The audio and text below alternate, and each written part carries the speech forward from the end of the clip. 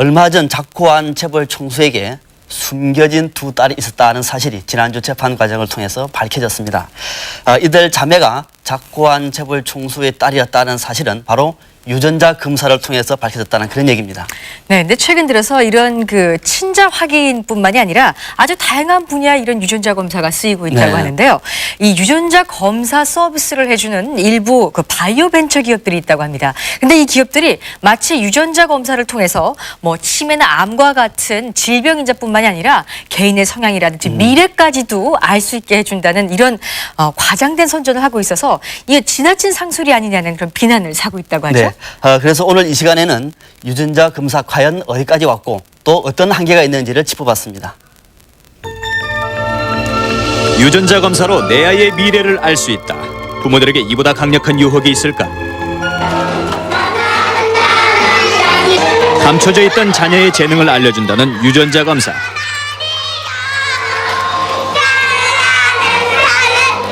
실제로 검사가 어떻게 이루어지고 있는지 한 어린이집 아이들을 통해서 그 과정을 들여다봤다. 대석이는 나중에 커서 뭐 되고 싶어? 응? 야구 선수? 네. 수연이는 나중에 커서 뭐 되고 싶어?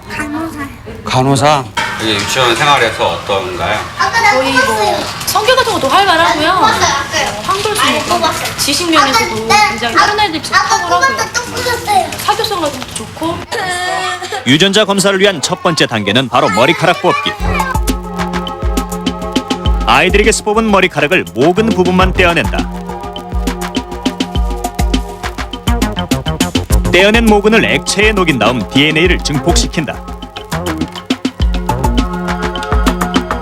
증폭된 DNA에 전기 처리를 하면 뚜렷한 띠가 나오는데 이 띠가 바로 각 개인이 가지고 있는 유전자의 유형을 나타내는 것이다. 저마다 다른 띠를 가진 중독 유전자.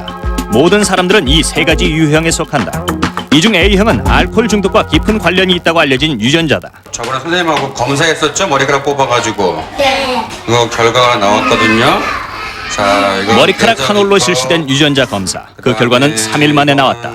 수연이 거. 수연이는 나중에 커도 이게 뚱뚱할 가능성은 없대. 날씬하대. 다비씨도 그렇고. 이번에 실시된 유전자 검사는 비만, 호기심, 치매 등에 걸친 모두 9개 항목. 그렇다면 7살 다비 씨의 결과는 어떻게 나왔을까?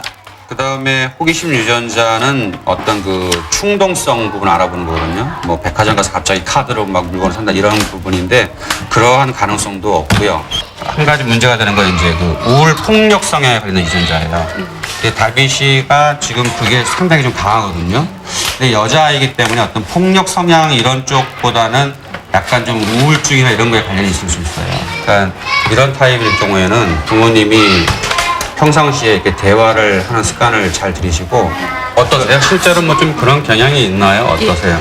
예, 지금 성격이 간혹 급하거나 이런 경우도 있고 그러니까 폭력적으로 급하기 때문에 뭘 쉽게 해결이 안 되면 던져서 해결하려고 하는 자기 뜻대로 안 되면 막 그 행동으로 표현하고 막 그런 경향이 있을 것 같아요.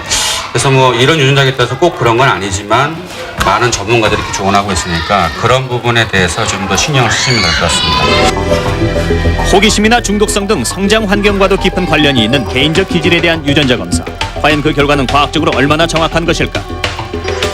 이런 검사가 정말 실제적으로 가치가 있으려고 한다면은 아주 많은 연구자들이 연구를 해서 같은 결과를 저희가 그 보고를 해야만 합니다. 실제로 근데 이러한 결과들을 지지하는 연구 결과들이 소수의 논문들이 있고 또 다른 소수의 논문들은 그것이 관련이 없다고 하는 논문들을 저희들이 보고 있습니다.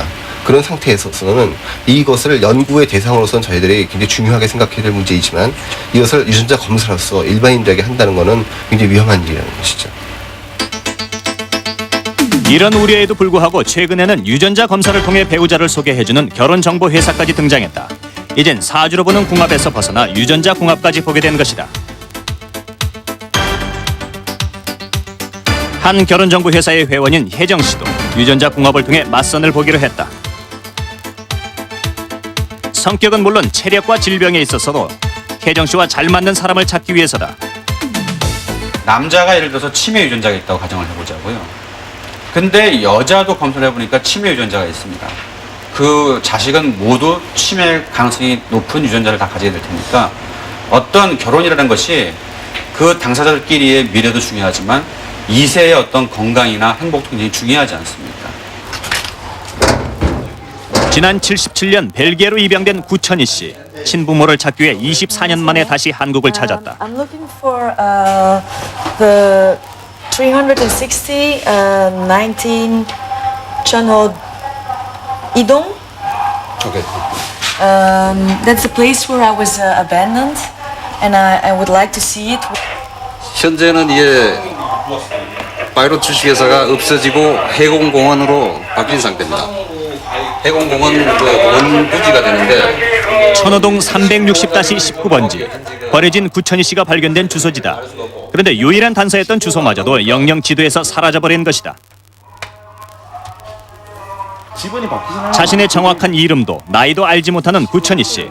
그나마 구천이라는 이름 석자도 자신을 보호했던 구천 파출소의 이름을 따 경찰관이 지어준 것이었다. This box? 부모님에 대한 작은 기억조차도 없는 구천희 씨. 다만 그녀가 한국에 살았다는 걸 증명하는 건 입양 당시 찍었다는 사진 한 장뿐이었다.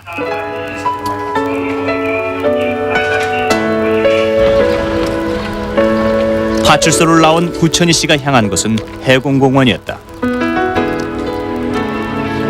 지금은 평화로운 공원으로 변해버린 이곳이 24년 전 구천희 씨가 버려졌던 장소.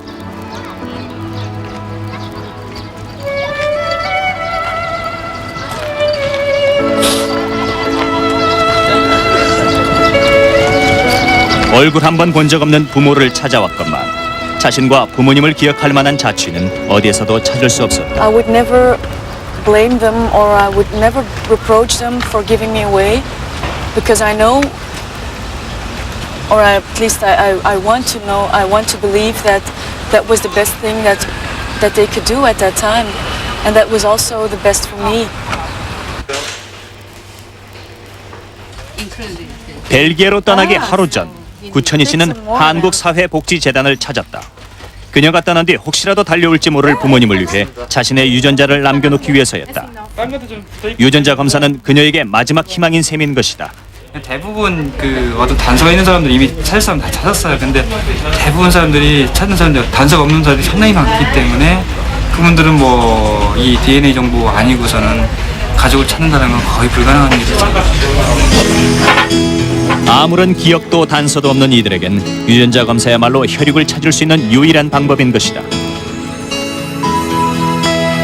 태어나면서부터 각 개인의 고유한 특성을 나타내는 유전자. 하지만 최근엔 태어나기도 전인 수정란 상태에서도 유전자 검사가 실시되고 있다.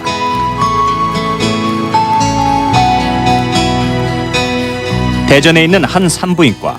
이곳에선 유전 질환이 대를 이어 발병하는 걸 막기 위한 노력이 이루어지고 있다. 체외 수정된 수정란에서 할구 하나를 채취한 다음 유전자를 검사해 건강하고 정상적인 수정란만을 착상시킨다. 이런 검사를 통해 건강한 태아의 출산을 돕는다는 것이다. 아직까지는 유전자 정보가 많이 밝혀지지 않았기 때문에 보편화되진 않은 검사입니다. 하지만 앞으로 기술이 유전자 정보가 많이 나올수록 착상 전 그 수정란 검사는 많이 활용될 검사라고 생각됩니다.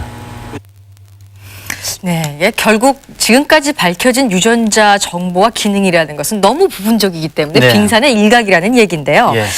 혹시 유전자에 의해서 모든 게 결정된다는 이런 그릇된 그 유전자 결정론을 믿고 있는 건 아닌지 우리가 스스로를 한번 돌아봐야 되겠습니다. 예. 또 하나 문제가 되는 것이 이 유전자 정보의 유출 아니겠습니까? 네. 검사를 하고 난 다음에 냉동 보관되는 이 유전자 샘플이 제공자의 아무런 동의도 없이 사용되고 있기 때문에 자칫 유전자 프라이버시가 침해되는 것이 아니냐 이런 비판의 목소리도 있습니다. 실제 그런 경우가 있었다고 하네요. 그래요? 네. 예, 미국의 어떤 한 기업에서는 직원들의 유전자 정보를 가지고요. 이걸 아주 적극적으로 활용해서 문제가 되는 유전자를 가진 직원이 해고당하기도 했고 또 보험 가입을 거부당하기도 했고요. 이런 사례가 있었다고 합니다. 예. 21세기형 차별은 이제 유전자 차별이 아닌가 이런 생각이 드는데요. 이제는 자신의 유전자 정보를 잘 관리해야 하는 그런 시대에 살고 있는 것 같습니다. 클로즈업 오늘 지금까지